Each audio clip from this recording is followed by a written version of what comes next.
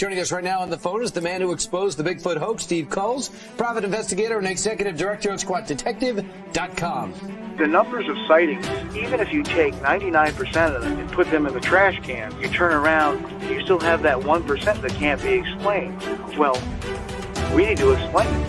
And then this thing walks across the road, makes a turn towards us. All I can remember is flipping the light on, and I see this creature. Went to look forward, and there was a big black thing, is all I can call it. The whole time, the whole thing was shadowing us, right behind us, right on the side of us. I still see that damn thing to this day. It wasn't 20 feet from me. You could see it standing from the moonlight in the tree line. I was just scanning right to left, and it reminded me of like a gorilla. Get somebody out here. Son of a bitch is about 6'9", I don't know.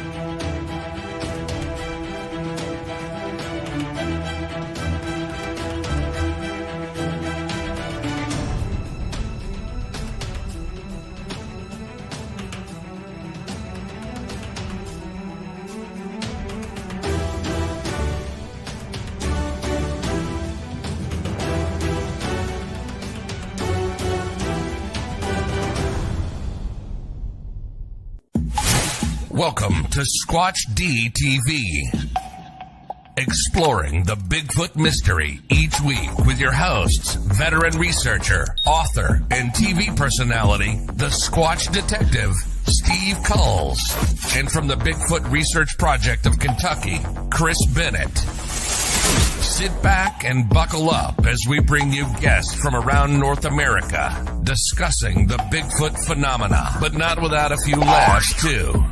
Here are your hosts, Steve and Chris.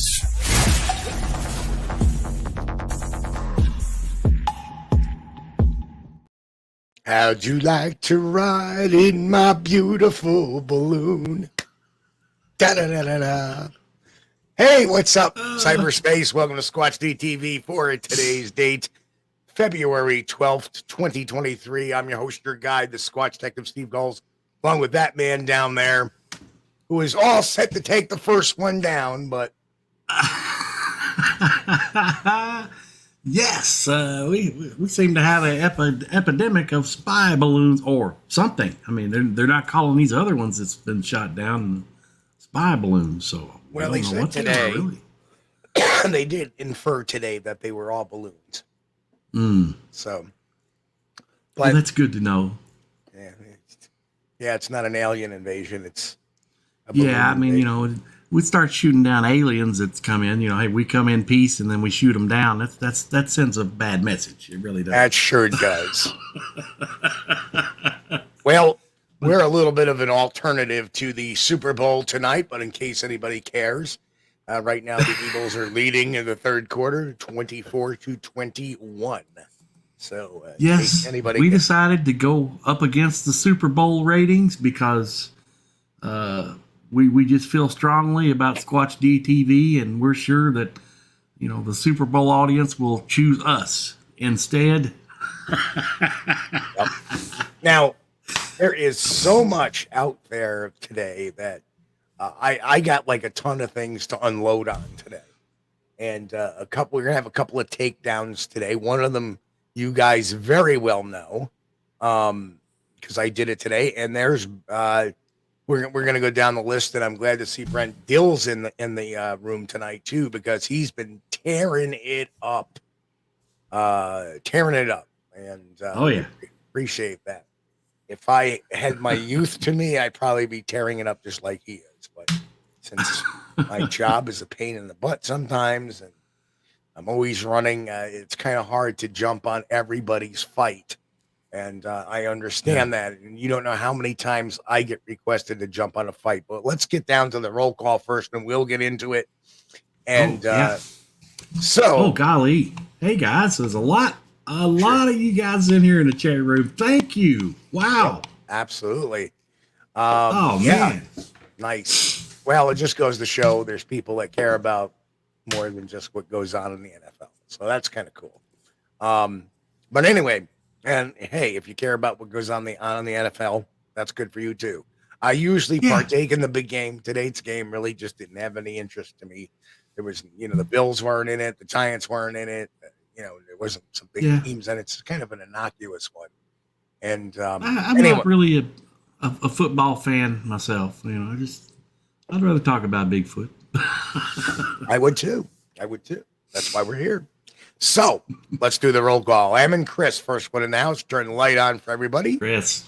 And next one in the house was Joe from Western New York Bigfoot Investigation Group. Good to see you. I'll be appearing on his podcast tomorrow night. All right. We got, of course, next in the room was Grasshopper. Hello, Grasshopper. Good to see you. Low Rider, of course. Low, how you doing? Rider, welcome. Paul Dagley, and hello, Paul. Hey, Paul. Scrolling. Joe Dryden's in the house. Hello. Welcome, Joe. Good to see you. Little Kilroy was here. Little Kilroy. I love Leon, Bigfoot Okanagan. Oh, Leon, man, it's good to see you. Angel Nolan. Hey, Angel. Lance Windsor in the house. And there's Brett. Hey, Brett. And Reverend Wade Wood. Good to see you, Reverend. Wade, good to see you. And we got Don Fuller in the house. Hey, Don. And Helton, a.k.a. Faster Man. Jay Fritz, there's the man. Hey, Jay. Daniel Weeks. Daniel, how are you? Good to see you. Pete H. is in the house. Hey, Pete. Uncle Bones number 2. Uncle Bones 2. Welcome. Hey, Godzilla. That's 02,000. Godzilla. NFL stinks. Well, welcome aboard, Godzilla. Good to see you. Glad to have you. Sasquatch out of the shadows. Hello, welcome. I like that, yeah. Arthur Watch is in here. And we got Jeff Thomas in the house, too. What's up, Pookie and What's Tim? going on, Jeff? Good to see you, man. I ain't seen you in a while. Chris got the nickname Chip because somebody called him Chip on the show once.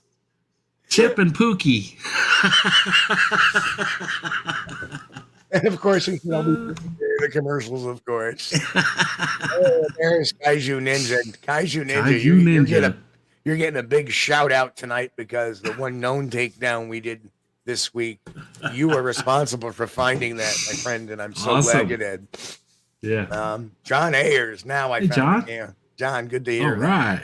So good let's deal, get to it. Glad to have you.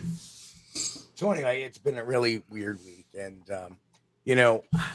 oh, there's Mick. Hey, Mick's in the line. There he is. So anyway, couple of things.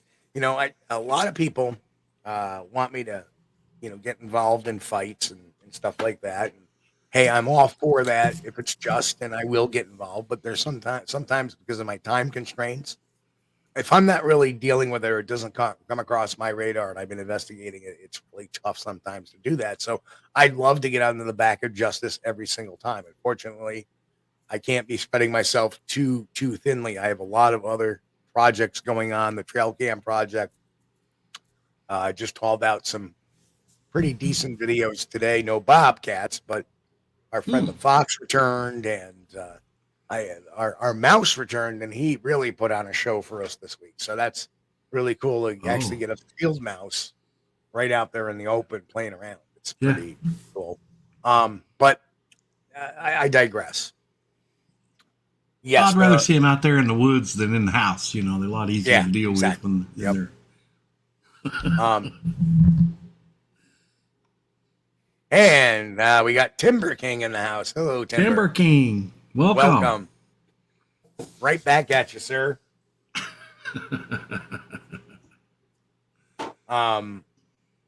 So it's been a really, really strange week, and I was asked to be in a podcast this past Friday. Unfortunately, due to work commitments, I couldn't make it.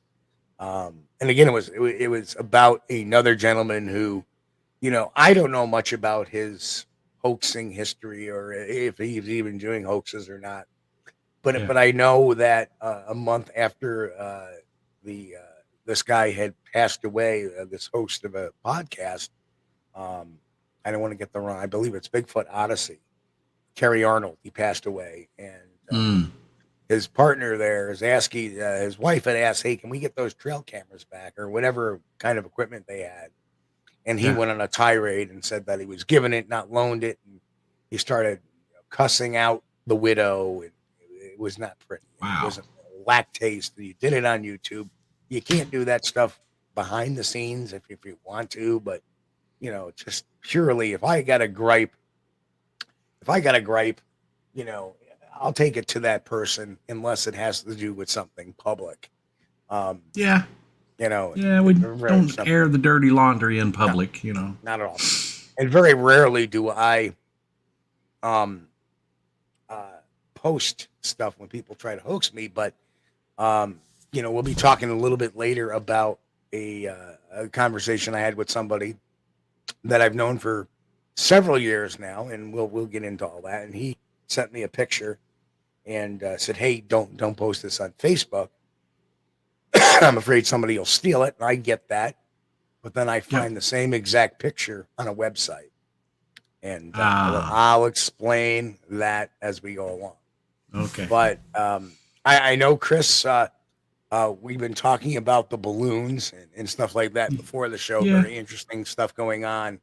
Yeah. And I just want to point out to folks that they have identified the balloons. So the balloons have been identified. So we don't have to worry about that, I don't think, anymore. I just hope, you know, if they, after they go through the recovery and the instrumentation and stuff, I hope they release any pictures of Sasquatch that the balloon may have captured during its deployment. Well, we've seen some of it. You and I were looking at some stuff earlier that we're not going to show tonight, which the balloon captured. I found was quite impressive. Yeah. They'll send that back. You know, the Chinese will be very interested in that one. But anyway, so for those who don't know, we took a look. We posted a couple of, now for those who have the notification out there, not all the shorts are coming across notifications. Yeah. So there is one way to circumvent that, and that is if you go to Squatchdetective.tv, you can sign up for the email list. Then it'll give you an email when we cut a new video. So what is going on here? Whoa. Yeah, spoilers. I have no idea. I have no idea what's going on. There's something. Is there, could you look out the window? Is there a balloon above your residence? You know, I don't see one. Some sort of radio frequency device. But in case anybody doesn't know, they shot another one down today over Lake Huron. Yeah. So another one, yeah. Another one. And again, you know, it's the same story, you know. They won't tell you, well, what it was or what. So I think they did say what it looked like. One of them looked like a cylinder, I think. Which, you know, that could be anything. But, you know. It could be a balloon. Yeah, if it's a balloon, it's a balloon. Yep. But now let's get to one of the videos we cut to this week. If this will all work out, it's wonderful, and it's not. There we go. So anyway, it was this picture that was originally posted on, of course, who guess who again? Rocky Mountain Sasquatch. Oh yeah. That looks like me on vacation. That looks it looks like you know, you need a little you know, waxing.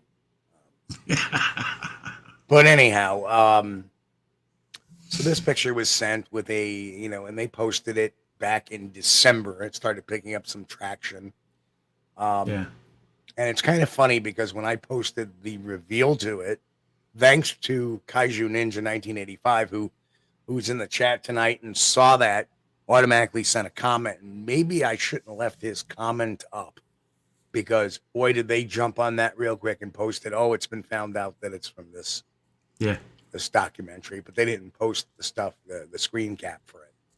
So you know, obviously, you know, that's what happens sometimes when you get stuff and you don't necessarily fetter it.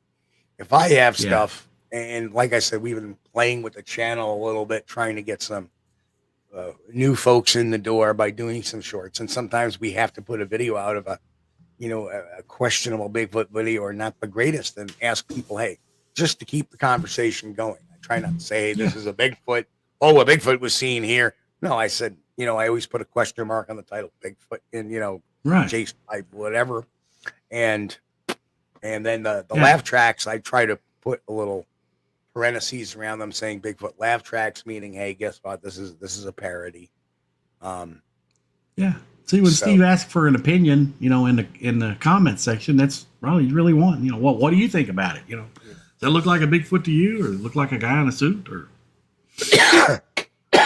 Because if all these, the way I look at it is if all these clickbait artists can just take everything at face value and put it out there, why can't this channel put it out there and say, hey, what do you think of this? I'm not saying this is a Bigfoot, but what do you think of this? Yeah. And then try to do some due diligence in the meantime. And what happens,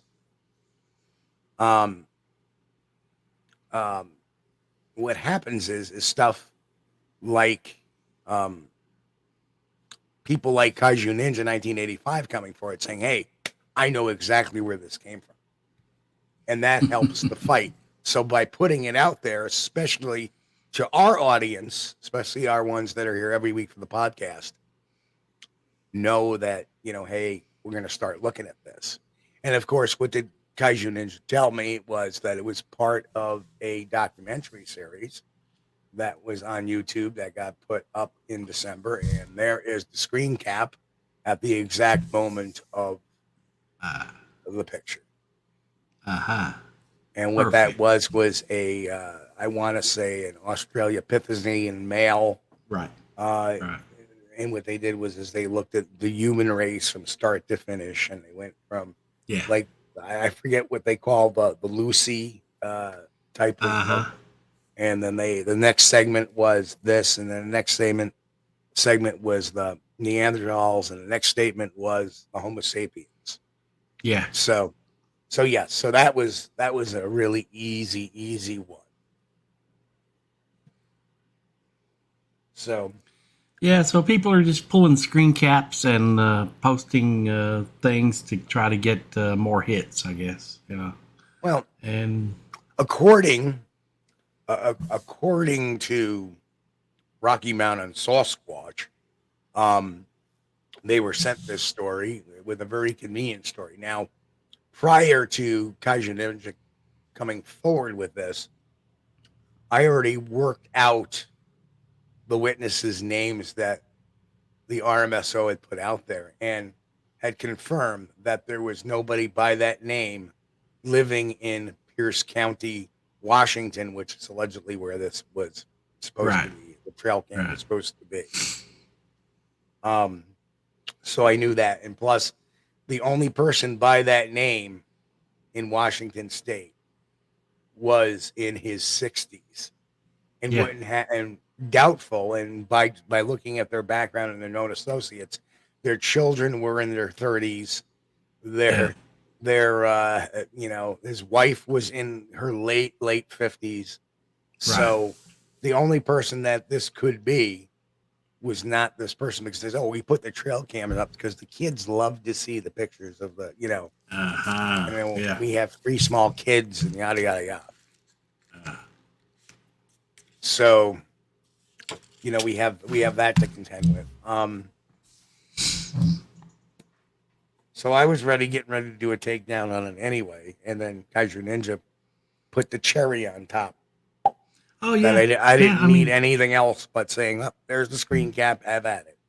That's just yet another example of how great our audience is and how sharp you guys are. And that's why we love you. We appreciate you. It's just an honor. I mean, you guys make the show. You really do. Yep. And, it's huge that, everything, at least, I kind of have an advantage because I'm a private investigator. So I have access to some databases that other people don't. When somebody comes across with a name, says, my name is, like, remember Josh Highcliffe from that bogus Mississippi video that we said from day one was bogus. It didn't look right. We saw a rip in the seam of the arm of the suit. And everybody was saying, everybody was still arguing about that. Well, it didn't take me very long to do a few internet searches and doing my database search to realize there was no such person named Josh Highcliffe. And, so it's very crucial to take each piece. That seems like a part of the MO too, Steve, is these guys that put out the hoaxes don't want you to know it's them. So they try to make up somebody to fool people, make up some name. Right. And in that instance, in the Mississippi side, the Mississippi skunk ape, that was actually done for a TV show called, I forget the name of it. Beasts of the Bayou. Beasts of the Bayou, I believe. Yeah. It was something like that. It ran for about 6 episodes. It was kind of like a Cajun version of Mountain Monsters. Yeah, so I watched part of that. It was pretty cool. Why, thank you. Thank you, Daniel. Daniel, the questions are always free, but we appreciate the support, brother. Yes, sir. Thank you so much. And hey, look, our old friend Keith Worley just popped in. Keith, man, good to see you, bud. Good to see you, man. We're doing wonderful, and hopefully you're doing the same. Yeah, hit me up on Facebook if you're still on the book. If not, throw me an email or call me sometime. But yeah, Cedars of Lebanon. I always look at the there is such a process that goes into every piece of evidence. Like, how many points am I looking at? If this got sent to me today, if that got sent to me today, all right, there are so many different points that I would look at. Number one, the metadata. Then we would do an ELA test. Of course, what a lot of people don't know is that on an ELA test, that whole bottom strip will look like it's been a layer added in, because it actually has. It's the software on the trail camera that would add it in, but it doesn't differentiate whether a trail camera does it or it's been photoshopped in. It won't differentiate that. But it'll tell me, it'll tell me if anything was added layer-wise into the pictures. That's how we outed Todd Standing with the blinking Bigfoot, because the actual Blinky actually had very much layering, and strangely, so did his original picture. And it was always that layering in front. Why does he always layer some brush in front of it? To hide features, maybe to make it look authentic. But whatever the case is, the ELA test is really a good working thing to detect. But from there, we have a date and we have a time, and we can look at data sets. We can look at sunset, moonrise, sunrise, what the weather was if we know the particular area. We're seeing with 71 degrees Fahrenheit. So boom, we can start matching this stuff. Oh yeah. What was the temperature that day? Was it raining?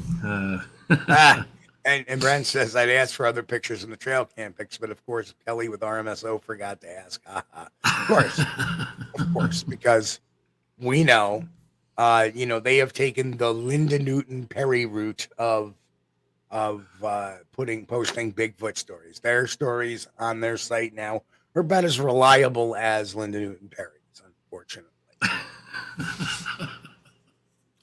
Well, it's a little unfortunate, but I'm sure they're doing entertainment, and it's just kind of frustrating at times when they put up stuff that's obviously bogus. Right. So I always ask for an email support and stuff like that. An email to support with a story. So you get that email, and then you can look at the metadata or the headers from that and actually put an IP trace on it to see if it comes to the right part of the country as well. Yeah. There's so much layers to an investigation. Now, obviously we would look at the file name of this and go, Now, the very interesting thing is that, and this is what really raises the red flag with me, is automatically when I downloaded this picture from the RMSO site, its file name was NYBF1. New York Bigfoot 1.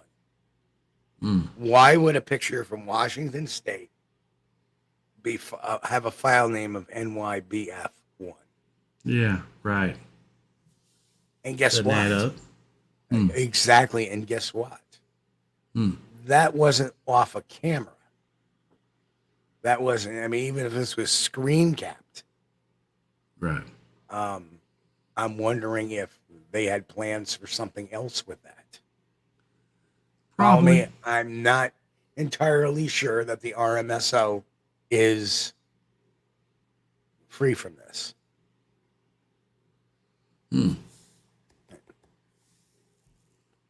Well, we just have to keep on looking for the next one comes out. There may be New York Sasquatch, and then have some other frames from the same documentary.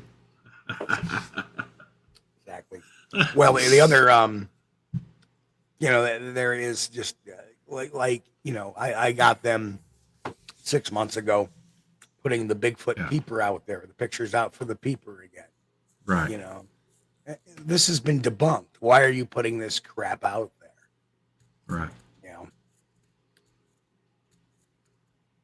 And it's just I don't get it. Now, I'm sure it generates clicks, and then that would be the only reason it generates clicks. Well, that it does. Okay, so let's move into the next picture, or the next series of the next story. So I had met this gentleman. He was an enemy, or I should say an antagonist of mine. No, Captain Caveman is actually in chat. Wink, wink, nod, nod. So he was a follower of and supporter of, even after the 2008 hoax of Tom Biscardi. Oh. So maybe about 2012, 2011, he writes me an apology and says, I'm really sorry. Yada, yada, yada. He wants to be my friend. And he had his own podcast for a while, and he's got back to his own podcast, I think, on using the same system. Unfortunately, it's not the greatest sounding system, because they're using the same system that Biscardi's radio program ran on. And I love it, because you go to their site and it still says they're the longest running Bigfoot program, although, well, they're putting out new radio shows every couple of weeks or so. But if you go and listen to them, they're nothing recent. They're from years ago. Yeah. So they haven't done a show in a couple of years at least. Just recycling. Right. And I know why, because their producer, unfortunately, nice gentleman by the name of Marco Bill, passed away. And that's how you can tell, because you go to listen to the show and there's Marco Bill announcing the show. Yeah. Oh, man. So it's this man passed away 2-3 years ago. Right. So that's the real reason I think they haven't really done much in the way of shows over there, but they are not the longest running show. Yeah. This is the longest running show. Well, I always like Marco, though. No offense to anybody. Marco was a behind the scenes guy, and he was just tied his money to the wrong horse, unfortunately. Yeah. But hey, if that's what gave him joy, then so be it. Unfortunately, that's right. So this week I get a rather strange phone. I get a rash of phone calls, which I didn't answer because I was at work. Then I get a text. So it turns out it was this guy who knew Scardy. And I'm not going to put his name out there. Although I could. And I should probably. But, and he starts off by telling me, well, just so you know, I kind of mended the fences with Tom. Let bygones be bygones. So, but I want to send you this picture. And he sends me the picture. And I looked at him like, eyebrow raised. Right. Turn around and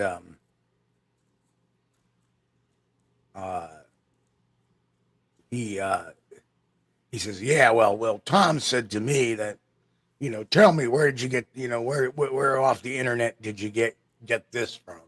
And he's like, well, you're not going to find this on the internet. Now I'm going to show you the actual. Right. And that was the actual conversation there. Because he eventually tried to find this on the web. I'm sharing with you. Do not put this on Facebook. I have my reasons why. Now, am I violating any confidentiality here? Because I said I wouldn't put it on Facebook. No. He's afraid of it. But even so, should I be showing it? Well, let me go to the next slide. Apparently, searching for Bigfoot already had it up. Oh, okay. Right? And this went up back in October. That's how much I follow their site. Yeah. But I was kind of curious after he told me. My mind started going. It started. Set up. Right. Is he trying to get me on the side of this picture? Yeah. And meanwhile, they're propagating this picture. Well, if you're worried about your picture being on Facebook, being stolen on Facebook, it's out there for all to see in the world. Yeah, anybody can just go to that website and right click, Yep. Exactly. So what problems do you see with this? Now, I'm going to give you my first gut reaction to this. All right. I looked at it and I said, Did you take a picture off the computer screen? No, I sent you the original. This is the original picture. I didn't take nothing off no computer screen. Well, automatically, if you look, when you see that kind of screening. Yeah, I see that. That means it was taken off of the computer screen. And the other tell is the paling around certain areas and the darkening of certain areas. But what tells me that this is actually not a photograph, besides there being no metadata, no reference. What tells me is this little line right here. Yeah. You know what that line is? Down there on the bottom of the screen, yeah. Right. That line is from a video player. That's what that is. If you pull up Windows Media Player, you will have that line. When you pause something, that line will be there. Right? It's a little too thin to be a YouTube line. So it's not off of YouTube, I believe. I believe it was off a DVD or some media file on the computer. Right. Yep, like a media player. Yep. And Godzilla 2000 says, hatchet job. Absolutely. Absolutely. So in looking at that, I know this whole thing is garbage. Why would this guy do this? Knowing who I am, what I do. I don't know how many. It's got to be over 1,000 pictures I've perused and analyzed over the 25 years I've been doing this. Why he would, of course, that's the Viscardi logic that I'm stupid, ignorant, because nobody's smarter than Tom. Right. And maybe this guy thinks. that's the number one reason I wouldn't even consider this being evidence, no matter what it looks like, because the site that it's on there. Right. That's it. I don't care. He beat me over the head with a dead Bigfoot arm that was real. I still wouldn't believe it. Sorry, I got to see the DNA results, and I want to get those directly from the DNA people. I don't want you to send me an email. Yeah.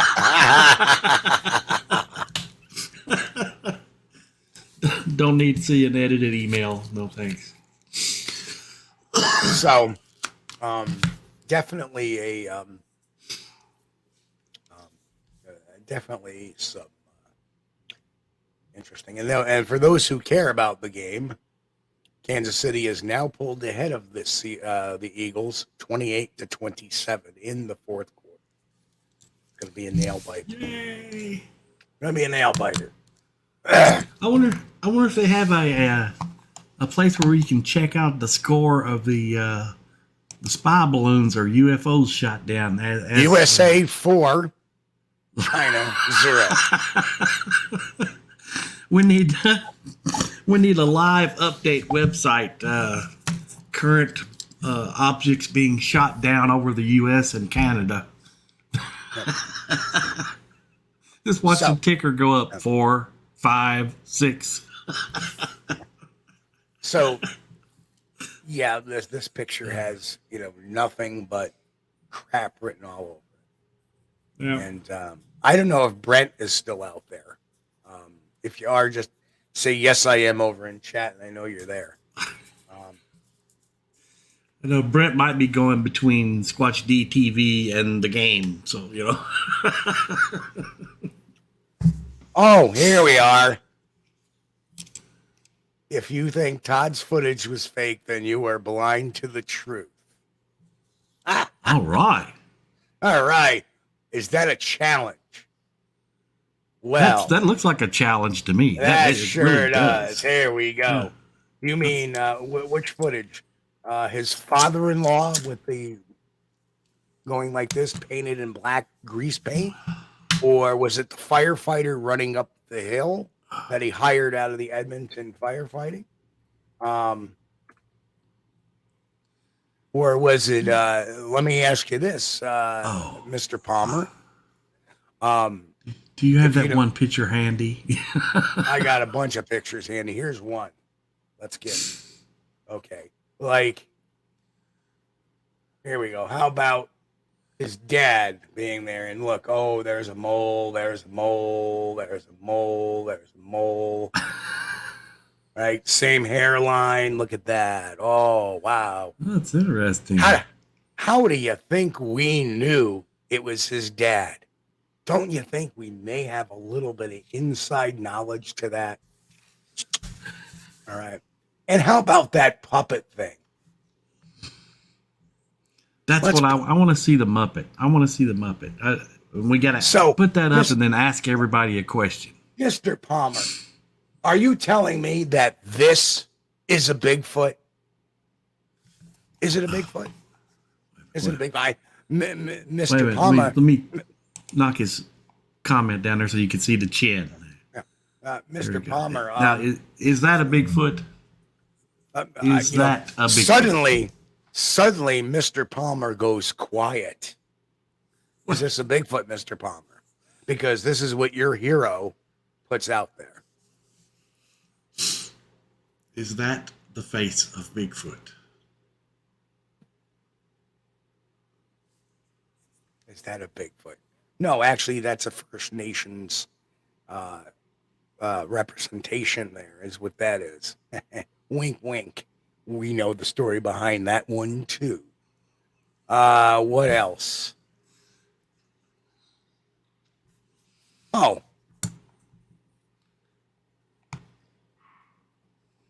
Let's take a look at the ELA test on Blinky.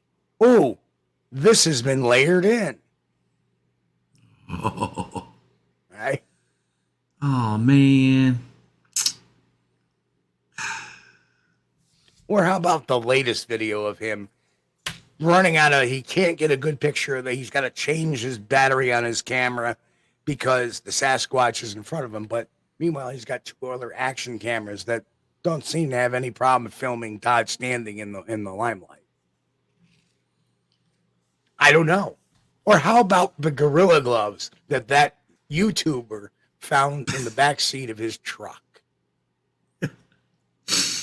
Right? Well, but Mr. that's Palmer, not as good. Mr. Palmer, you're awfully quiet there tonight. That is not as good as the video that was made a few weeks or a few months later, released of Ricky, the Bigfoot hands video. Ricky, where are you? Oh, folks in chat, is he still even in chat, or did he just come in and troll on by?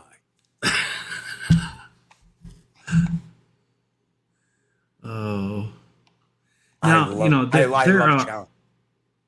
are a lot of photos in the Bigfoot world that you can look at, and you can either like it or not like it, or you can say, well, I really can't tell what that is.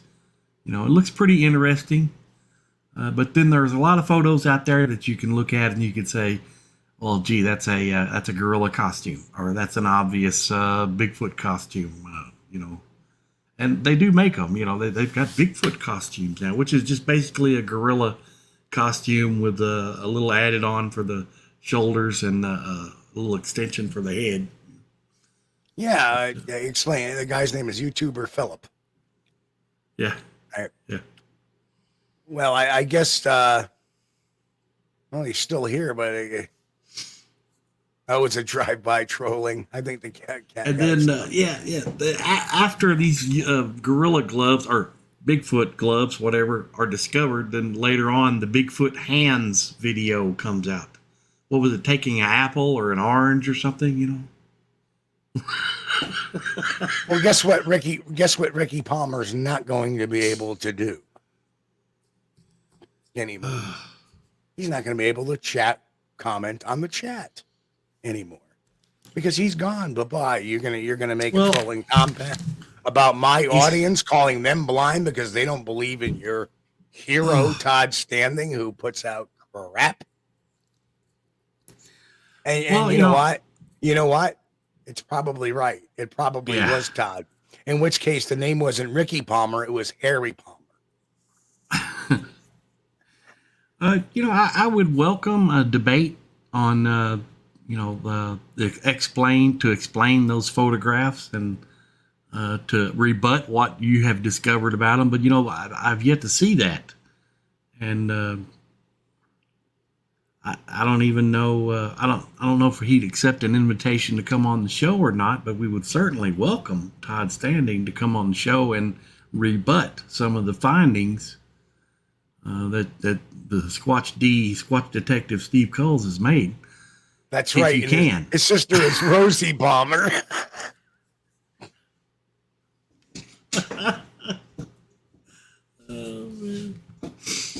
But yeah, I love to see a good debate, especially when facts are involved. And I've seen Steve's facts, and so a good rebuttal would be, I'd welcome that. I think everybody would love to see that. How can you explain a photograph that's layered? Well, how about you explain this one to me? Because we're still on the topic. Explain that one.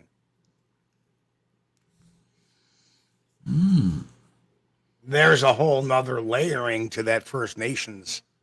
That's interesting. Yep. Yeah. See that? So that was layered as well. I had never run that through an ELA test until recently. I just, I just automatically looked at it when that's garbage.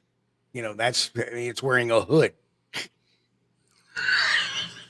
I got a hoodie. It's a hoodie Squatch. I think the wife had one of those one time. Had a little hoodie and had like a little fur rim thing that went around the edge of it, just like that. I don't think it was the same color though. I think hers was fox colored or something. Fake fur. We don't believe in killing animals for their fur. But. John Iyer said he's been married 33 years.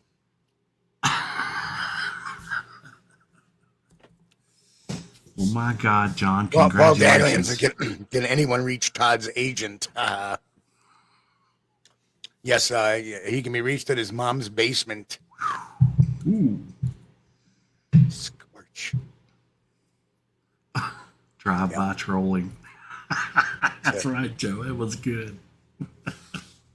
But you know, I enjoy debating on a topic. And I love that stuff. I love to see both points of view. I like to see a presentation on one side and then listen to the other presentation and then make up my own mind. But we've never been given that opportunity. I don't think Todd Standing wants to come on the show, and he's welcome to. I mean, Steve, you wouldn't run him away, would you? I mean, if he wanted to come on the show. Right, but I wouldn't give him a free-for-all platform. Well, yeah, I mean, I really wouldn't want him to be self-promoting, but, oh, yeah, all those were fake, but this one is real. If you just go to this site and pay $9.95 a month, you can get to these real videos. Yeah, no. Or how about this? Here we are. A little known fact that Todd Standing had a production company, and he was under an alias by the name of Todd Rockwell. It was Outstanding Productions, and, right? And even his wife was under a pseudonym too. Yeah. Well, he's kind of trying to protect his identity there, so people can't put two and two together. Well, yeah. Well, you see, if you're going to go out and fake Bigfoot stuff, one would think you would use the pseudonym there. Mm-hmm. Why would you start a production company trying to be a legit business and use a pseudonym there? Right. Yeah, it doesn't make a lot of argument for credibility.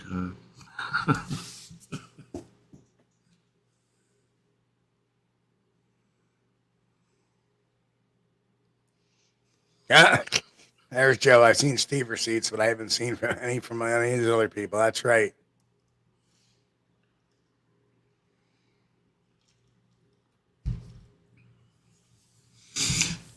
But that layering on the Muppet photo is really interesting. Well, that's interesting. That really goes back into the Mick studio said setting Todd Rockwell again. is porn star, but he ain't selling videos either. In fact, the very interesting thing was I looked at his production company many years ago, and the predominant evidence that he's such a great production company was his commercials for strip joints. Yeah. Well, I'm not going to knock him for that. I mean, Oh yeah, the Gorilla Gloves. Yes, by what's his name? YouTuber Tony, I believe his name was. Yep. Man's got to make a living. If he wants to make a living doing advertisements for strip clubs, well, that's fine. Yeah, it's never seemed to stay around long. No. Kaiju Ninja's got a question, Steve. Whoops. Yeah. Isn't his wife a makeup artist? No. No. His ex-wife, his wife at the time when this other stuff was actually a cosmetologist, not a makeup artist.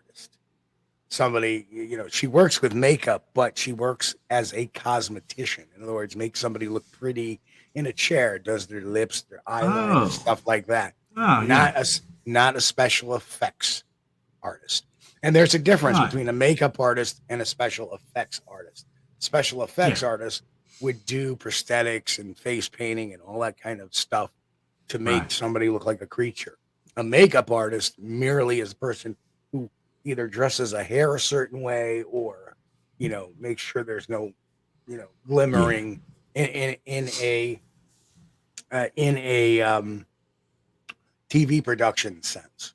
But his ex-wife special effects artist could make us a Bigfoot face, and the cosmetologist could be get him ready for his glamour shots. Right.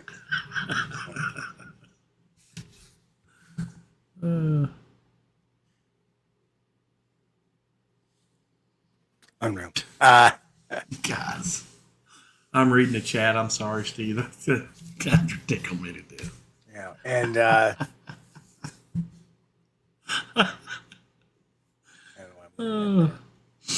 okay, what we got? New picture? What we got here? No, that was supposed to be Sylvanic. But not only that, but people forget. There it is. People forget the claims he had made on his website originally.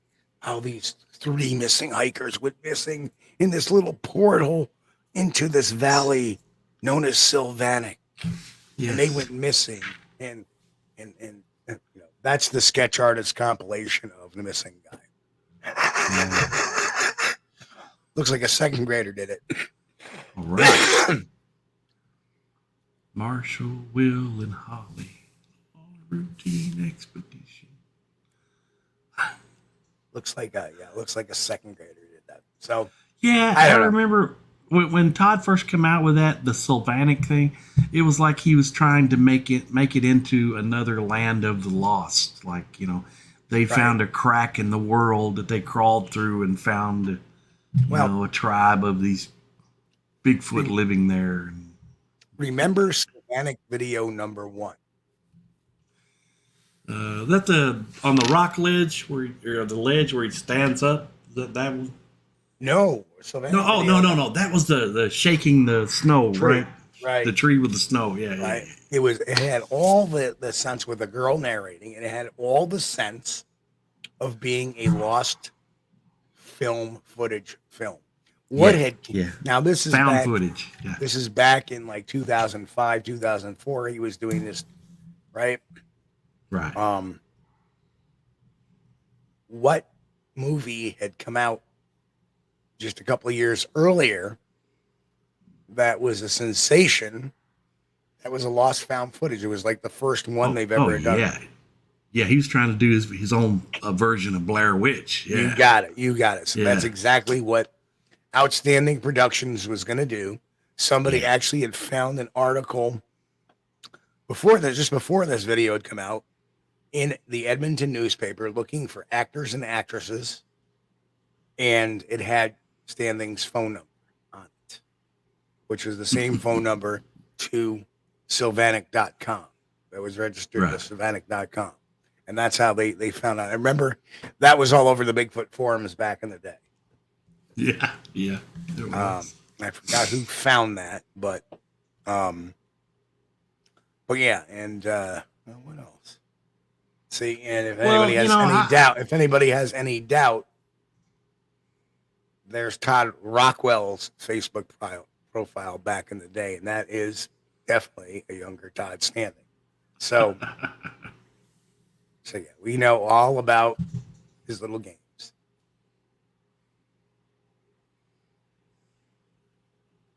So, and now I wouldn't expect Todd to disappear in his little lost world. Oh, no. He's too much of a narcissist to do that. The only reason why Biscardi hasn't been on the headlines is because he's slowing down, getting old. And that's just a sad fact. And we all get a little slower as we get older,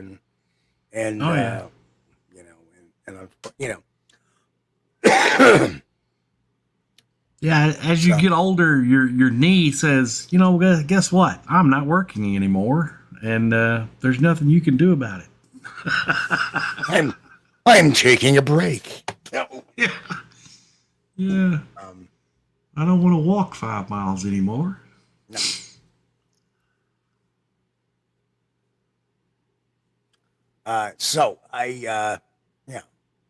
So that's just some of the stuff that's been going on this week. And, why, like I said, why is somebody trying to reignite the old feud back again? I have no idea. Was this inspired? Yeah. Was this inspired by Biscardi? I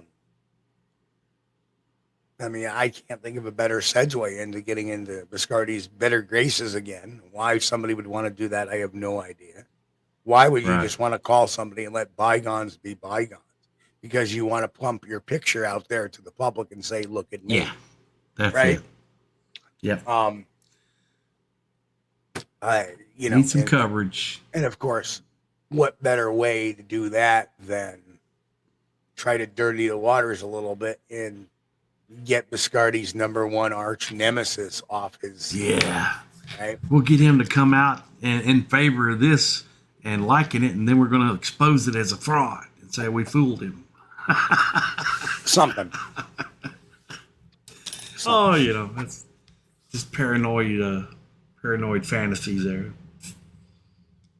I don't know. Yeah, because the setup there was, well, Biscardi doesn't believe it's real. You know, but that's funny. He doesn't believe it. If that's true, then why is it on the front page of their website? Yeah. Why? Right? Right. Yeah, you see what's going on there? Well, that's normal, though. I mean, you know. And I'm wondering if that came off of one of his films. Because I don't know, you know. Because he has been doing fiction films as well. Yeah, I wouldn't spend much time worrying about it. I'm not. But no. whoever did it, you know, put together a good-looking back shoulder and the rear portion of the Sasquatch, but you know, and we don't know. I mean, you can't see the feet or anything, so we don't know how they did on that part. Oh no! I'll be right back. No, the camera, for whatever reason, now is when you turn the camera off, you go out. You go out. And when you click it back on, glad you didn't leave me. Glad you didn't leave me alone without a babysitter. You know, I tend to get in trouble when you do that. Well, I do need to get a light because my Zippo decided to die on me. And looking in my utility drawer, there is no other lighters. So, and I don't think my production. I don't think my production. Wait for the next spy balloon to be shot down and light it from the wreckage. Right.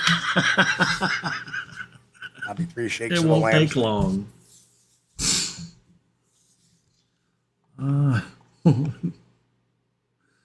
Who's losing 6 seconds? You guys. I need the Eagles to hit it.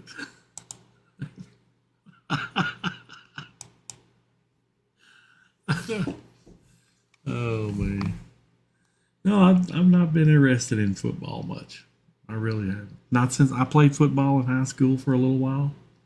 Or I guess middle school, really. I hadn't been interested in it since then. But yeah, I think Biscardi is probably trying to slide that photograph across over and see if you can get Steve Kulls to make a few comments about it, like, "Oh, that looks good," or you know. But the problem is because it's on his website. To me, I'm not even going to consider it as evidence. I'm sorry, it's not. I'm not even interested. Wouldn't even look at it to see if I liked it or not. And that's unfortunate, but that's just the truth. And we can give you a dose of that here. Yep. May not always be nice. Patrick, we stay away from politics here, so we appreciate. Yeah. We don't mention any of the political players. We don't play that game here. Yeah, we don't do that. Our politics are not important to each other, and we don't want the audience to do show that about here Bigfoot, either. Bigfoot and some other fun stuff. Yeah, that's right. And we could talk about balloons flying overhead because that's not really political. I mean, you know, we're not complaining about those one way or the other than the fact that, you know, why so many? I mean, my God, are we being invaded? Maybe it's alien balloons too, Steve, you know? I mean, the government is not saying that it's not. So, hey, you know, we can just put on our tinfoil hats here and go wild with this. I've seen a few of those on Faced on the Book lately. Oh, man. But seen quite a few of those, huh? But yeah. Well, I know since the first one floated over, of course, it didn't go over the top of our house, but it went over the southern tip of Kentucky down there, the southwestern corner. Honestly, fellas, the shoot downs last week, they're saying wasn't balloons, but cylinder type objects. Actually, the Canadians corrected themselves today and said that the descriptions of the cylindrical objects were actually which were attached to balloons. And that's what may be getting a little confused, is that the cylindrical objects are attached to a balloon. And that because they're now saying they were all balloons. Well, you know, could these be small Goodyear blimps trying to get to the Super Bowl? You know, you never know. Hey, I've seen the Goodyear. Have you ever seen the Goodyear blimp? I've seen that dude. It flew over my house back when we lived at the other place. And that thing is big. I mean, it's slow and it's big. I actually saw one landed at the Albany airport. Oh, cool. When I was a fire, and it wasn't as big as I thought it was going to be. Oh, I was really impressed, man. I mean, the only time I'd ever seen like the Goodyear blimp was on TV, and I thought, well, that's pretty cool, you know. Now, if you think,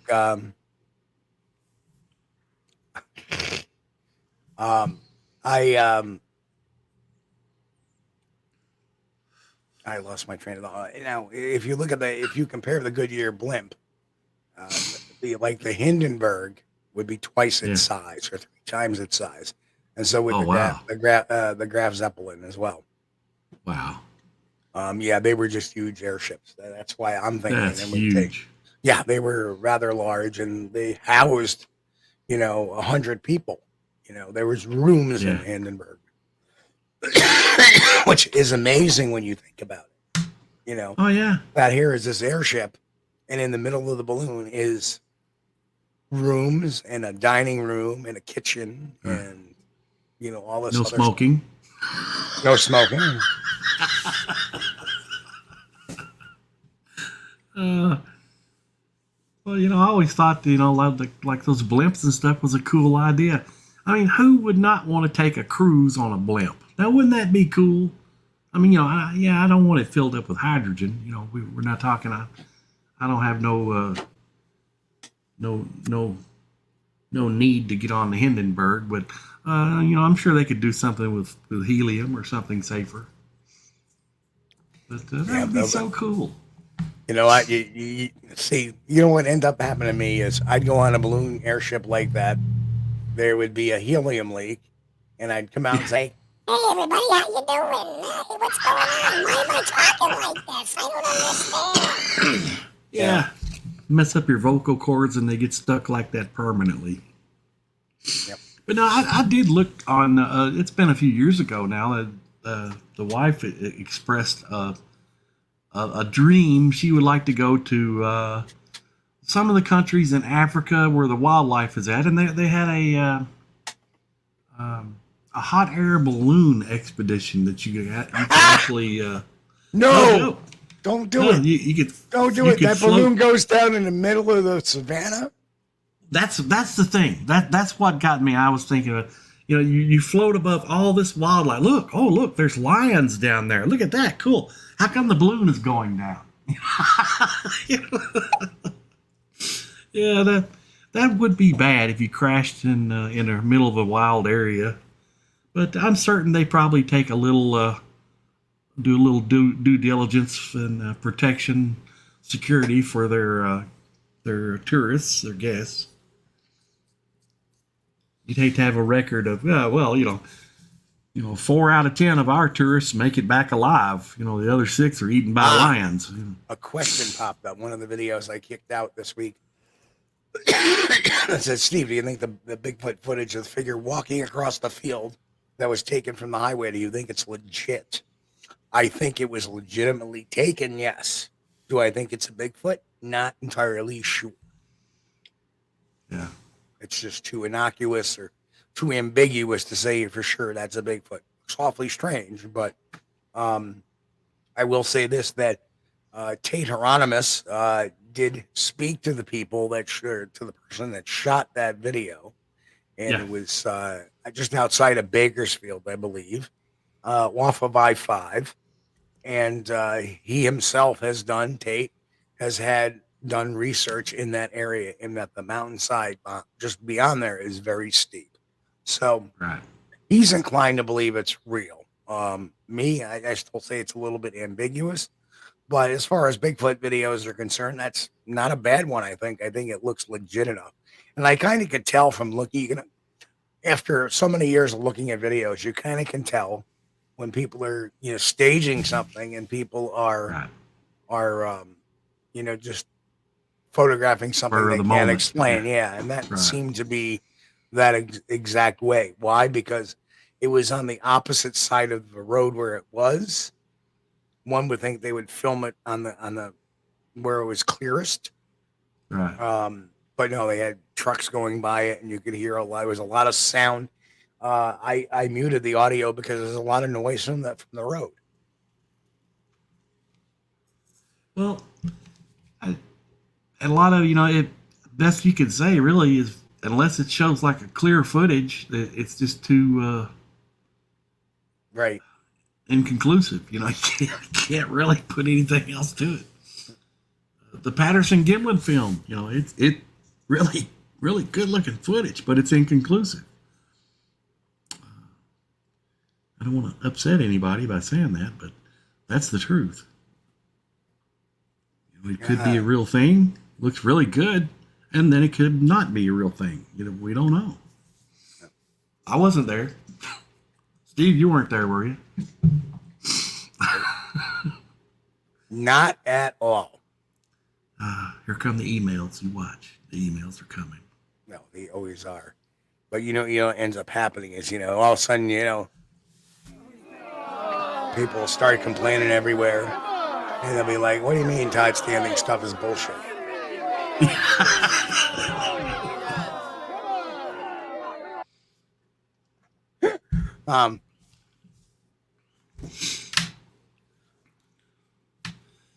Okay.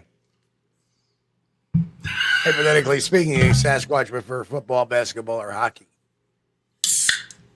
Well, I think, let me mute out. I think they would prefer basketball. I think they would prefer baseball. Think about it, out there in the outfield. Catch all the long balls.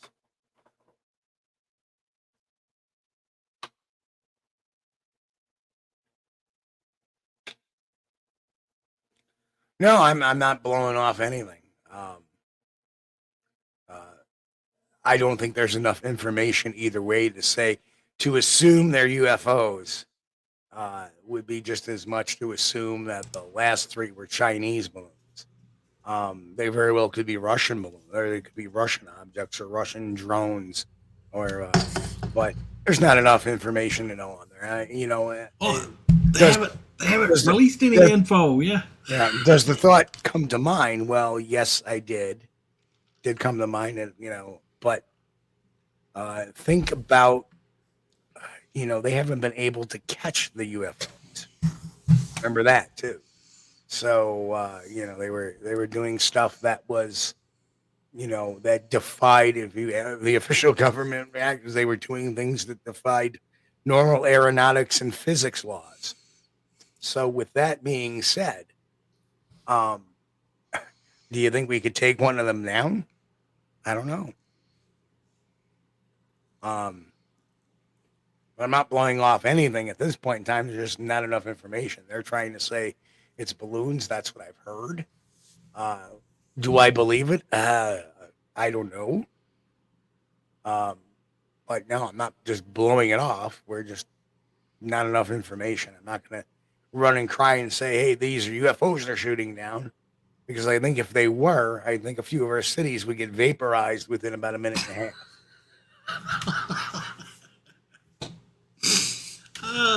We probably would not want to anger. Hello. We wouldn't want to anger a society that was capable of interstellar travel. Probably be. How dare you shoot down my drones, you puny humans? Now I shall take out your finest city. That's probably not a good idea to Up and there goes Detroit.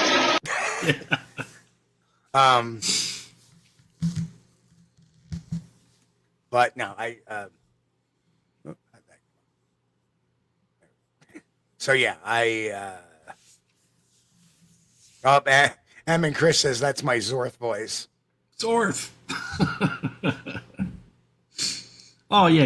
Nobody. To go through Dr. Johnson's office. Nobody's blowing off UFOs. Like, okay, I'm skeptical. Steve is too. I've seen stuff in the sky that I couldn't explain before, but that doesn't necessarily mean it was from another planet. Okay, boys and girls. Yeah. It's 35-35 with 11 seconds in the fourth quarter. Ooh, wow. Right? Kansas City has the ball. It looks like they're going to be attempting a field goal. I don't know what yard line, though. Bigfoot and play-by-play on the Super Bowl. Great. Oh, wow. They're like at the ball's getting kicked from the 17-yard line.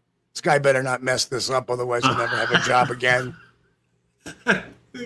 He's going to go in the blooper reel for Wide World. The snap, the kick, and it's good. So, you got 8 seconds left.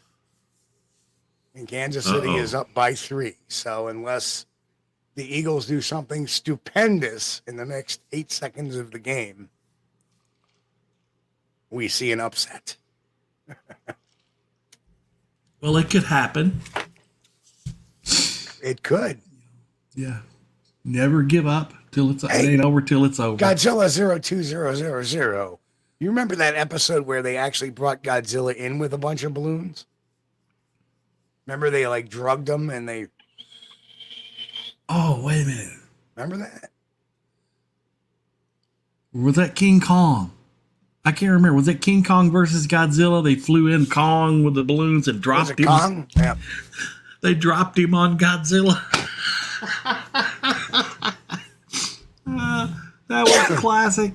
Dropped him down on the side of Mount Fuji, I think, and he's like sliding down the mountain.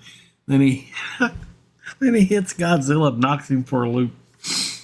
I'm a huge Godzilla fan, giant monster movie fan from when I was a kid. I watched all those things. Yeah, I knew it was somebody. That's Kong, right. Yeah. They gassed him there. And they put him up in stirrups and everything, and then... Oh, man.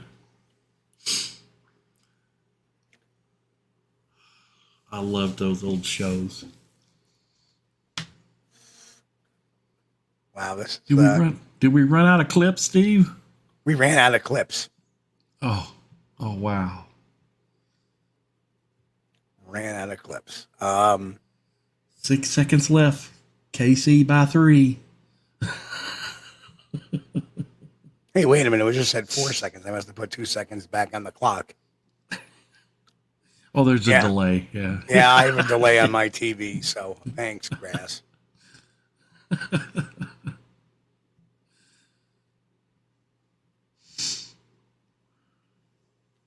Well, that was an upset.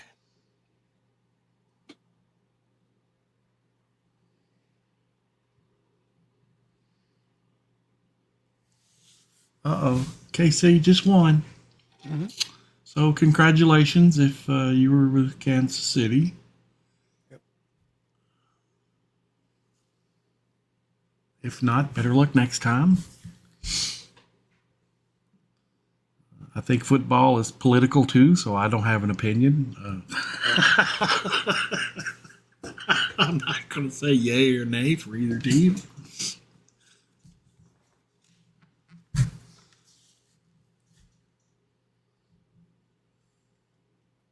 So what I can do is... Pat Collins says he watched a video on mammoth sightings from the 17 and 1800s. Last reported sighting in Canada was 1899. A mammoth sighting. Now that would be pretty cool.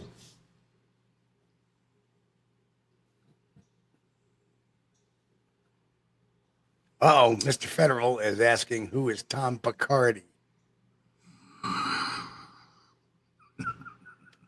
You mean Tom Biscardi? Somebody that used to be, actually he was more of a carnival barker than Todd Standing. Yeah. Yeah, Tom is widely known as a promoter more than anything. And a lot of the stuff he promoted. Grass, if there is a link to that video, I'd love to see that one. Yeah. Yeah, and I'm all for that. I've been watching some shows, or had been watching over the past few years, where they're trying to collect the mammoth bones and so they could get a full specimen of a full sample of DNA from a mammoth, even if they had to take like pieces here and pieces there and kind of put them together. You know, they're trying to get the whole genome of the mammoth so they can possibly bring it back. Now that would be really cool. You know, kind of like a Jurassic Park, but without the big monster that can eat you. You know, I don't think it would be too bad to have either like a mammoth or a hybrid type deal, which is probably what they'd have to start off with. With the mammoth elephant. I will say this. So, been working really hard on the trail cam series, and let's see. I like those videos. And here, I'm just going to do this.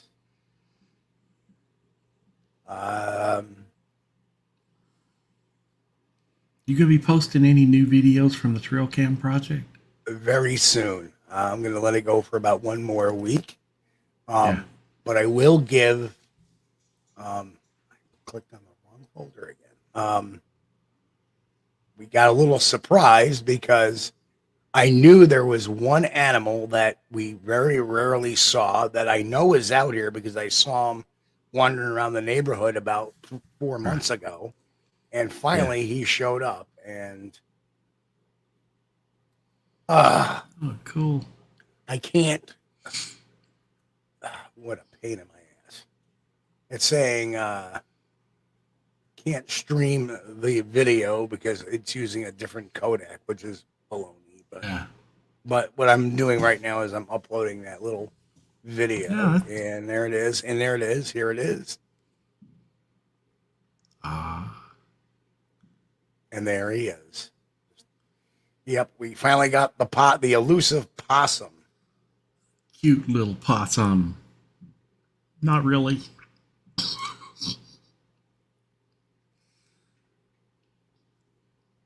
So, very cool. The possum show. That's fun. Oh, those little guys. And the other cool thing is, I think this is the video. Let me just load this one in.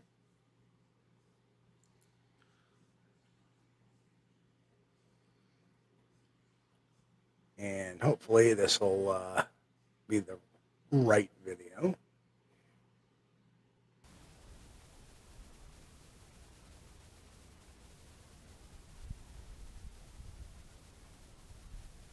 Yeah, it's not the right video.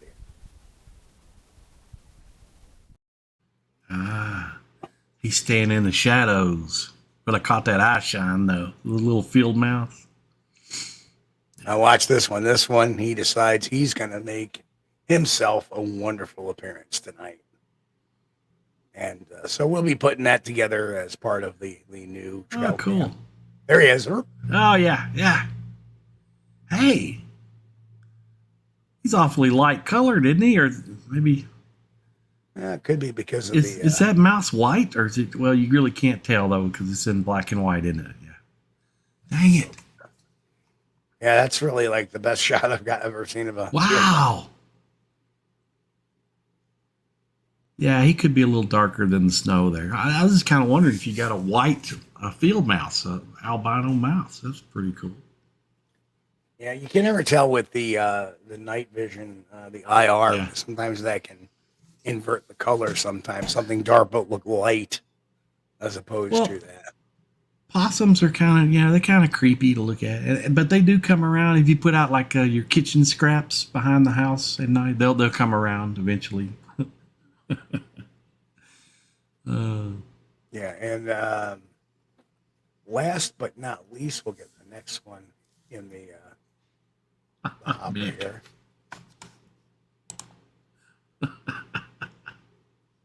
He said, Chris, I got nothing against reviving a man. Yeah.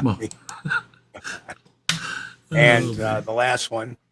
Oh, yeah. Yeah. Well, that was a pretty boy. Yeah. Oh, yeah. So it's good to know the fox was back. I think the bobcats were just wandering through. Yeah. And they'll probably be back.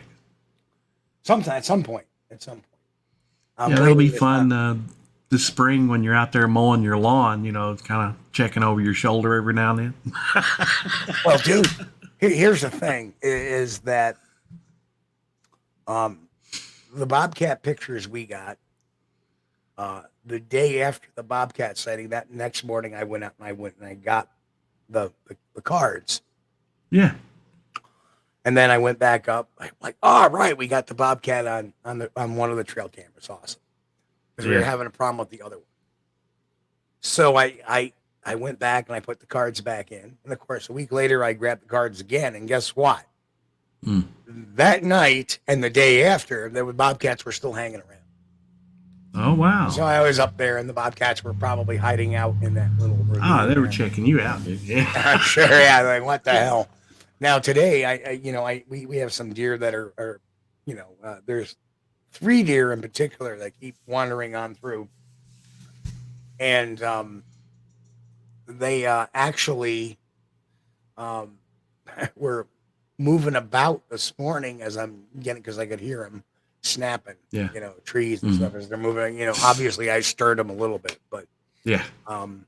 So I gotta keep an eye on the trail cameras tonight, see if we get anything. If not, because for one reason, there is one glitch to the Spy Point trail cams, and that is that sometimes when you put the cards back in, it gives a invalid card read or something like that, and it's like, what the, they're in there, they're fine, everything is perfect, but for whatever reason, it's not a valid card read.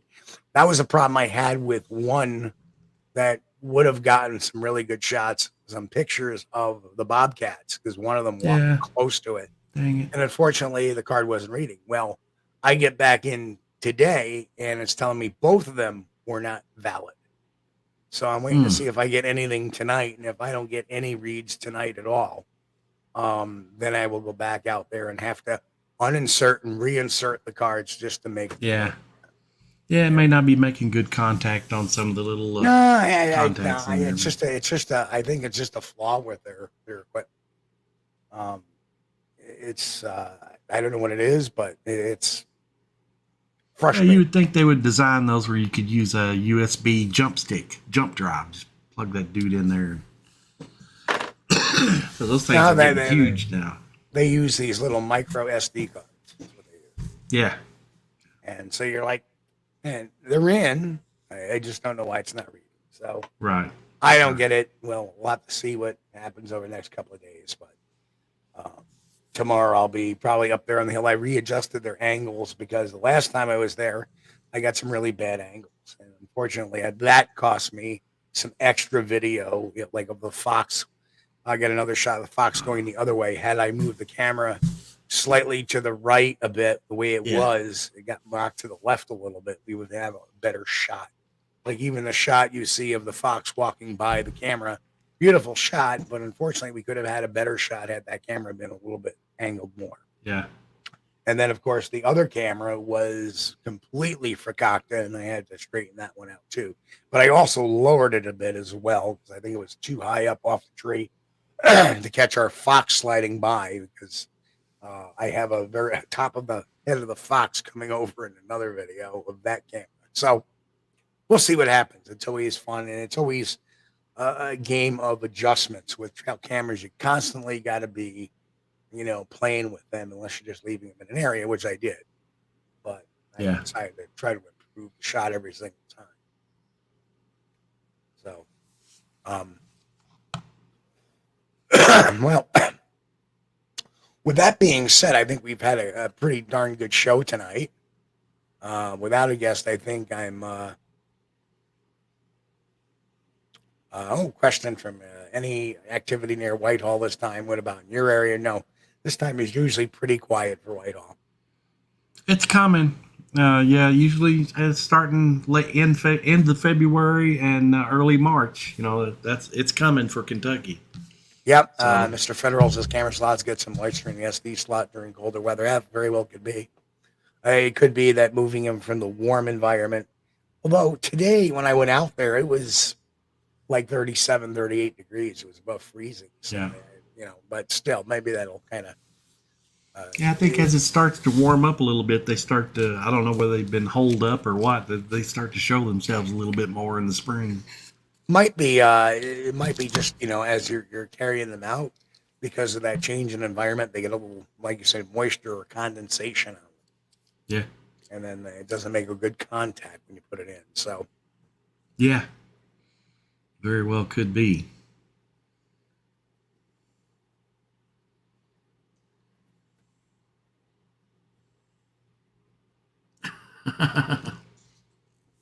What are we talking about?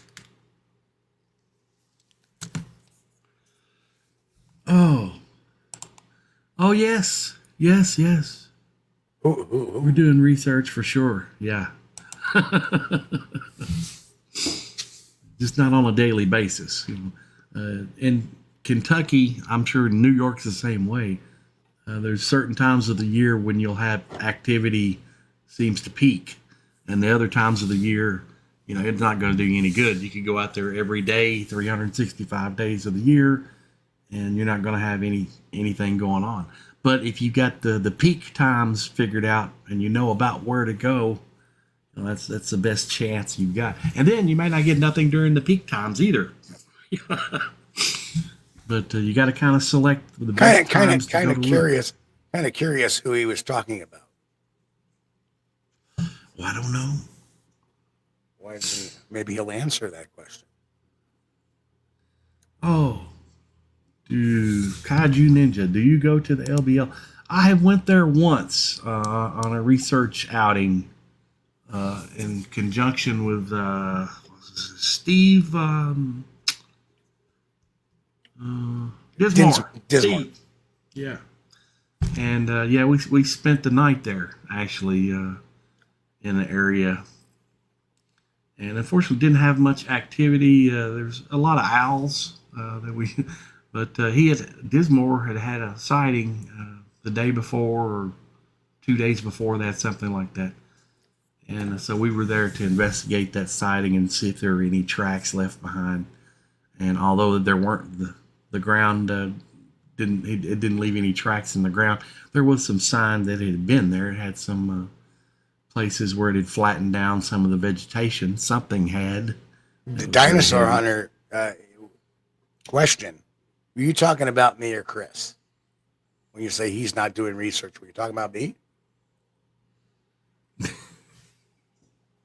Come on, you had the balls to put it out there. Answer. So. Well, yeah, you know, I'm not out in the Kentucky researching every day either. No, I don't do that.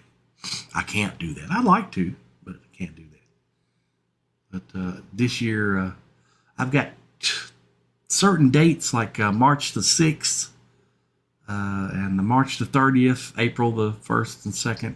I like to get out during those dates for certain. But usually during the month of March and about halfway through April, it's every other day, and you do like a 6 to 12 mile hike. Now, I'm going to try it this year. I don't know if I can, but I'm going to try it. Well, looks like another troll did it. Somebody else did a drive-by trolling there. Well.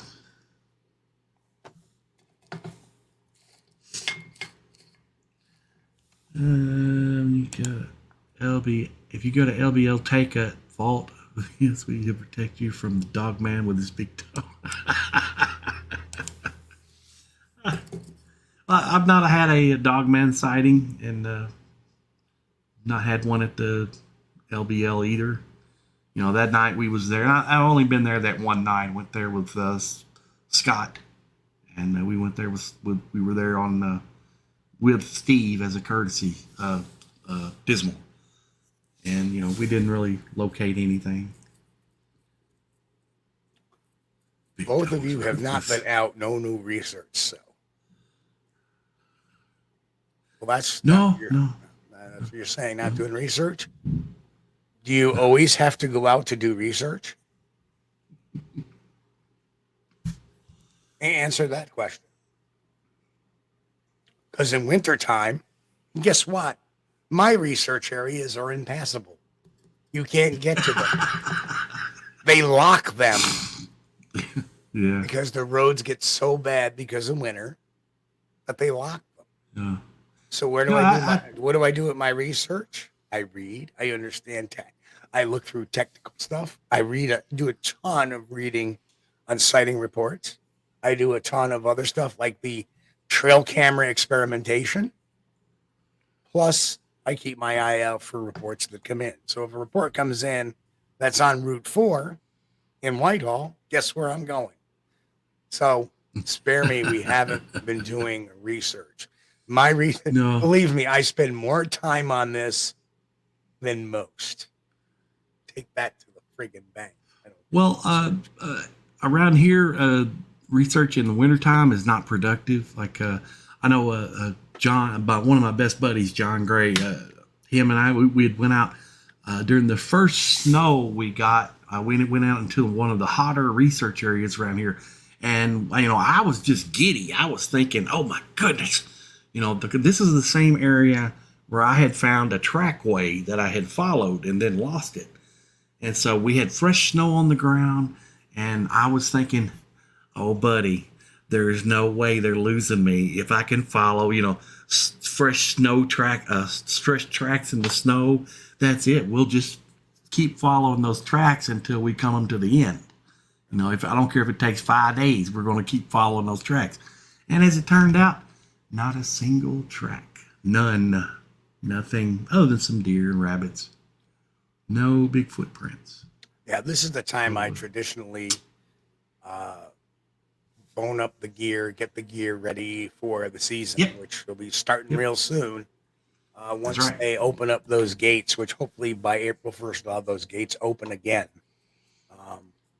Sometimes it's not till mid-April, depending on the snowfall. So snowfall hasn't been too awful this year, at least up there. I'm not so sure, but usually like December 15th, boom, they close the gates, they lock them.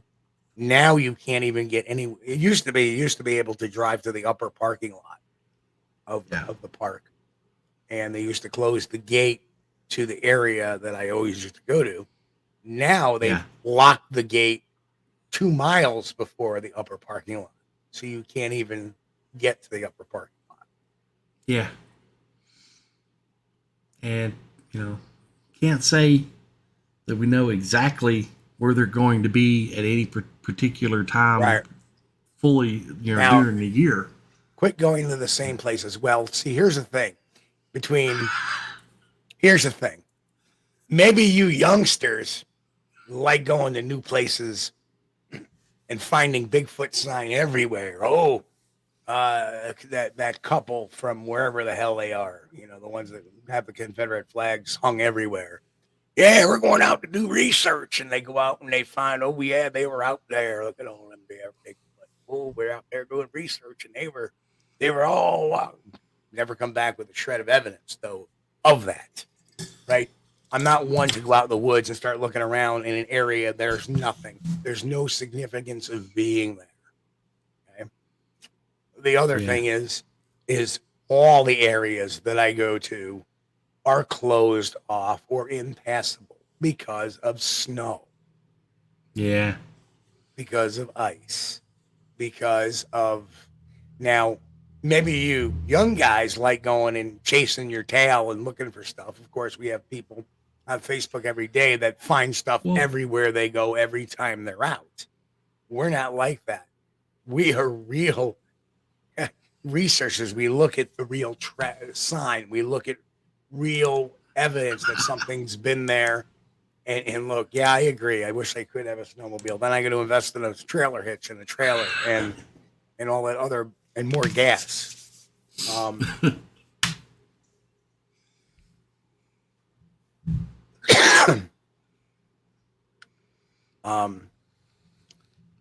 Fat ass, any of those blizzard storms melted. Yeah, most of it is gone. It doesn't matter. They still lock the areas. They're gated. I mean, they gated. Like I can't even, like I said, I can't even get within a couple of miles of my area, the main area I go to. And by the way, go to someplace new.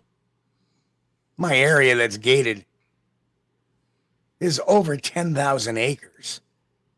There's plenty of areas to go to there that I haven't even been to.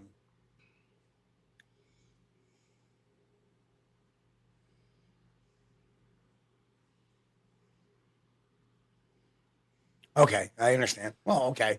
Yeah. All right, we appreciate that, Dinosaur Hunter. Yeah. It's hard to read sometimes people's text, and sometimes people come at us, you know.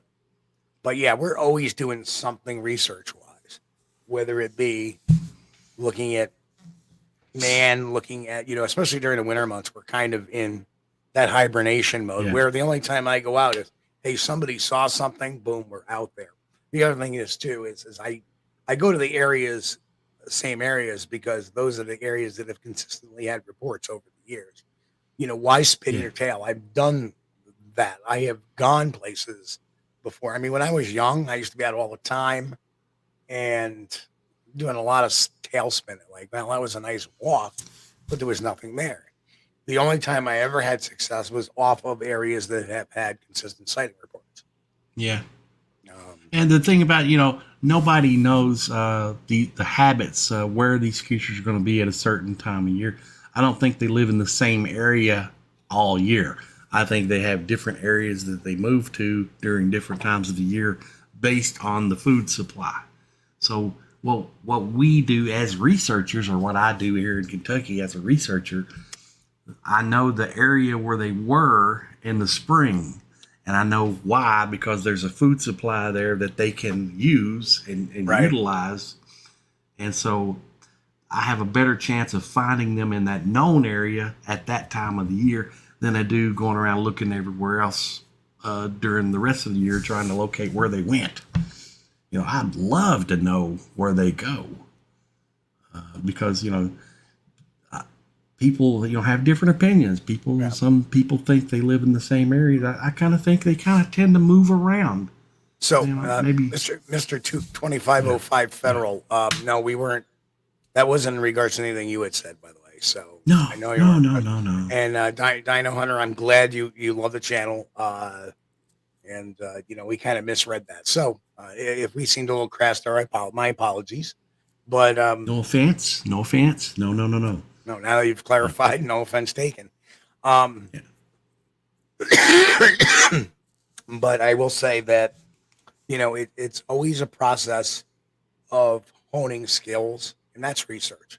When I'm sitting there looking at, you know, this bear population study versus that's research. When I'm reading my tracking books, that's research. When I'm testing out cameras, that's research. When I'm, you know, looking at other, you know, development, you know, research and development. And we're developing new methods, new technology, new stuff like that. So when the environment is friendly and we're able to get to there, we can start employing these methods. And that's crucial to any investigation. And what's Kaiju Ninja kind of agreed with us, we need to stick to places with known activity, even though we may hammer it to death. And yeah, we may have something happen 1 out of 20 times. But if we go there 40 times during the year, that's a couple of times a year we're having activity versus going here and testing the waters and going there testing the waters. Yeah. Well, you know, there's nothing wrong with that either. I mean, checking for new areas, that's fine. And I've got a system that I use there too. Run it and go there at night and see if you can get an answer to a wood knock. You know, if you can get an answer to a wood knock, you know, that don't mean go back there the next night and try to get another answer to a wood knock. No. if you can get an answer to a wood knock, that means, okay, now we can begin. Let's go do some tracking. Let's plan. Let's get out a topographic map and see where the area lies, you know. Yep. Where would be the best spot to go looking, you know. And that's all part of it. Amen. You know, my biggest thing is look at the sightings in the areas where they are, and those will generate the areas to look. And yeah, there are a couple of new areas I'm looking at.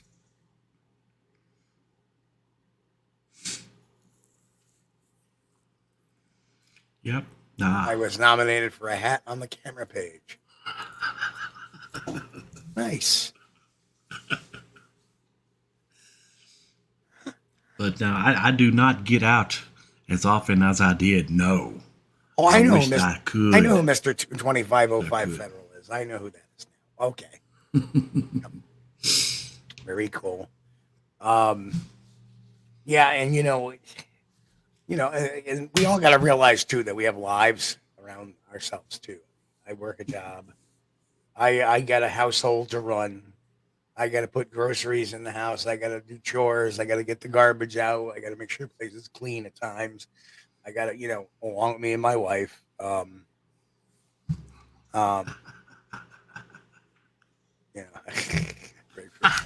Mick. Oh, that is awesome. Actually, Mick, no. It's non-alcoholic ski, and we're not sponsored by Ski or Double Cola, but I wish we were. What do you think I'm drinking tonight? Hold on. What am I drinking tonight? Anybody want to guess? Put it down in the chat. Guess what I'm drinking tonight in this cup. I know what I can tell. I already know. I haven't seen it, but I already know what he's drinking.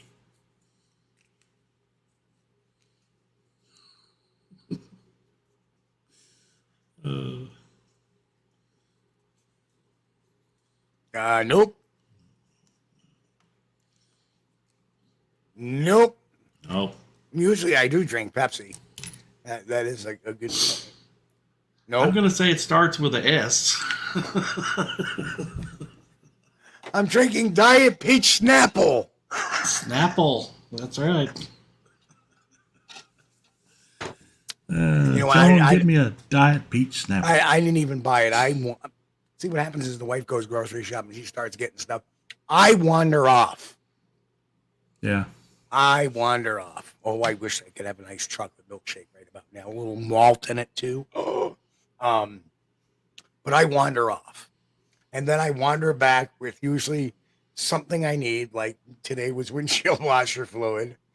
And then we go into the checkout and there's Snapple, there's a Pepsi. Oh, look, this is the sugar-free, zero sugar Minute Maid mango fruit punch that I like. I'm like, because you can't, as a diabetic, I try to avoid sugars, and like fruit punch is the worst thing you can have as a diabetic because it absorbs so fastly. Thank you, Dino. We will. And rest assured, when we're out there in the field, in fact, Chris and I are going to be doing some videoing in June. And right, Chris? Coming soon. That's soon. Right.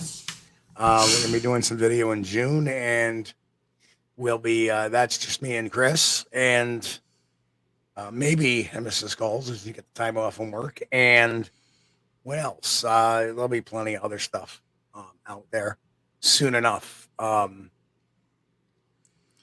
We are going to work on the Sasquatch mystery in Kentucky coming up the middle of this year, and hopefully by August we'll have it solved.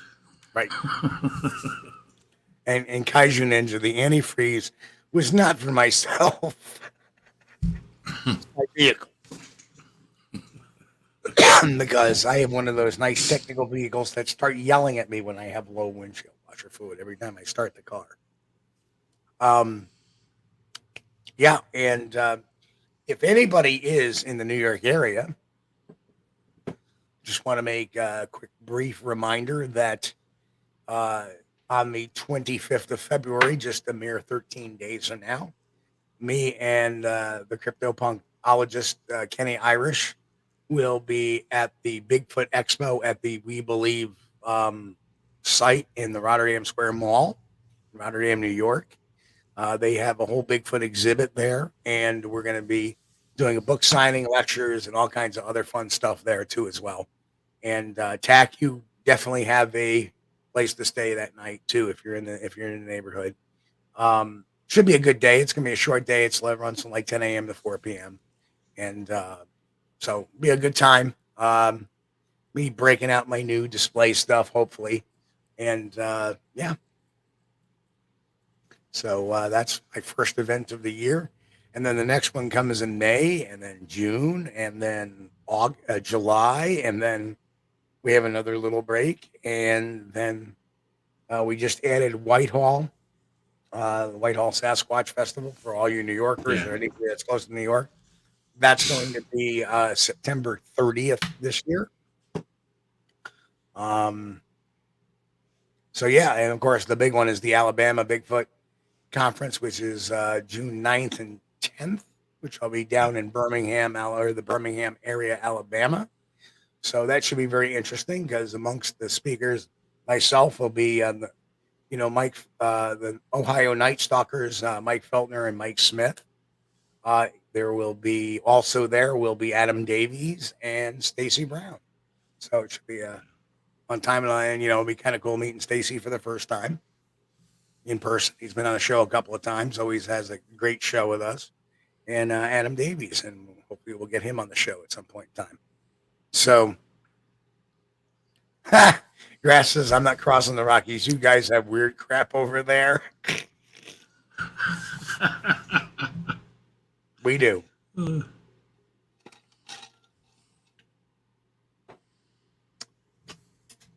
got a nice cube by that one. Programming notes. Next week, no show. Unless something changes, right?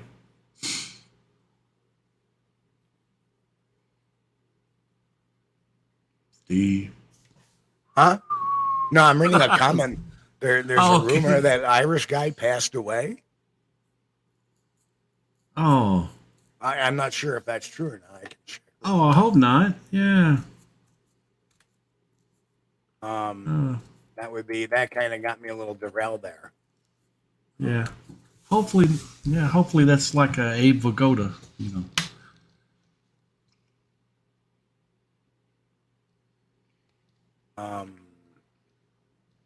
I'll have to look that up. Oh, there it is.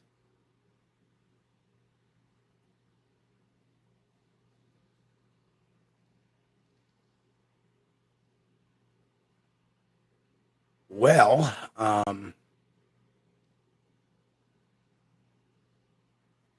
he hasn't posted.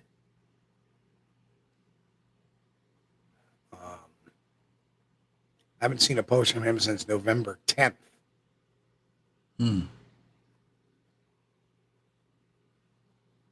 Oh. Well, I hope Irish is not gone. Dang it.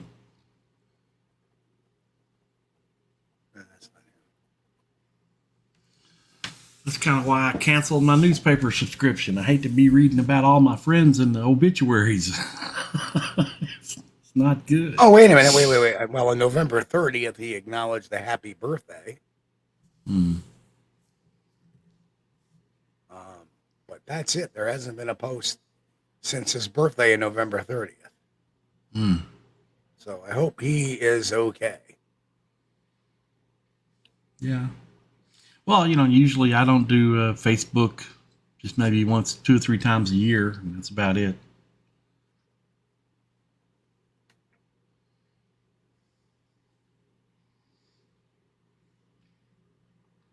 Usually if you see a post on Facebook from me, it's because I've uploaded my video or shared a video from YouTube or something on there. Engine video, not Bigfoot stuff.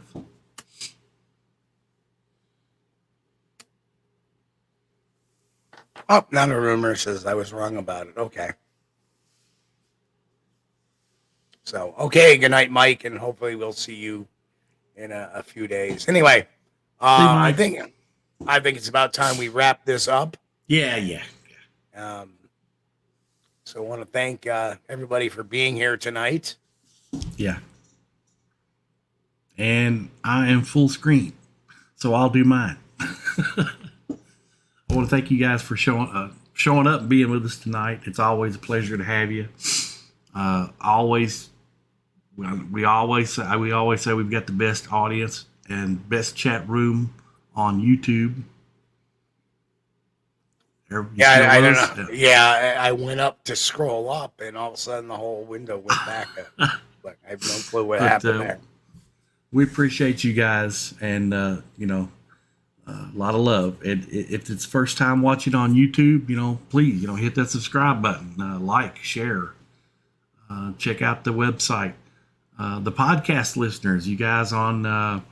Oh gosh, what are some of those things? iHeartRadio, Amazon Music, Audible, Spotify, Anchor, Stitcher. Switcher. Yeah, we appreciate all you guys. Stop by the YouTube channel, check it out. A lot of times we have video on there that you can't get on the audio cast. So check out the website. Squatchdetective.com, Steve, is Squatch-DTV.com. Is that correct? Yep, Squatch-DTV.com brings you to the YouTube page. Squatchdetective.tv will bring you to our very interactive website for the show, which will have all the videos on there. In a neat way, if you're having trouble with the notification bell, you can sign up for email. It'll throw you an email the minute we release a video. And sometimes it'll even give you a heads up when we schedule a video too as well. So. And I hope I didn't scare too many of you folks with a full screenshot of my handsome mug. The cat probably ran across the room. Okay, folks, and yes, the announcement is we will not be here next week. So we won't be here next week. We'll be back in 2 weeks, which will be the 26th. So we'll be back on February 26th. We really won't be on next week, okay? Yeah, because I got stuck. I got stuck. Let me just put it to you that way. Bohica. You know what Bohica stands for, right, Chris? Bohica? What? Bohica. Something new? Bohica. You know what Bohica stands for? I do not. Bend over. Here it comes again. Oh. So I got it. So I won't be here. I have no idea. Yeah. All right. All right, folks. This is terrible. I'm not up to date on this stuff. I'm sorry. Well, that's I just saw my first pornography movie the other day. Why did I say that? I don't know. I looked so much younger back then.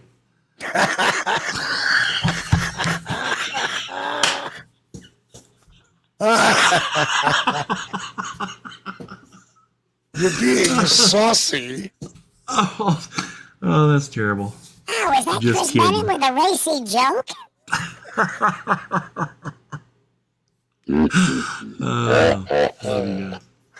That's why you got to stay to the end of the show. That's right. You miss all this banter. Now comes the part where we throw our heads back and laugh. Ready? Ready! Now comes the part where we... Okay, folks. Want to wish everybody a great week. God bless. Be safe out there. And, of course, as always, keep on squatching. We'll see you here back on February 26th, 9 p.m. Eastern. Love you guys. Talk to you soon. Hey folks, you've been watching Squatch-DTV. Join us each week, Sunday night at 9 p.m. Eastern for the latest on the Bigfoot mystery. As always, we thank you for being our loyal viewers and encourage all to subscribe to our YouTube page at youtube.com/Steve Kulls. As always, have a great week. Stay safe. God bless and keep on squatching.